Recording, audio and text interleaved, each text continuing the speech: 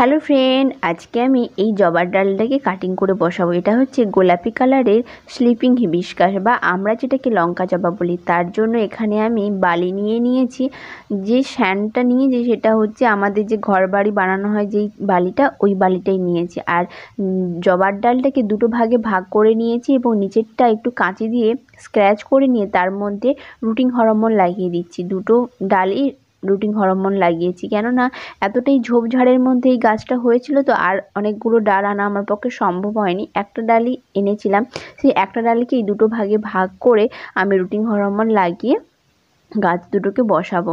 যে কোনো গাছ তো অবশ্যই বাঁচবে, তো একদম রুটটাকে নিয়ে পুঁতে দেবো না, আগে হোল করে বালির মধ্যে, তারপরে দেখুন এইভাবে টাইট টাইট করে বসিয়ে দেবো, দিয়ে হালকা করে জল স্প্রে করে দেবো।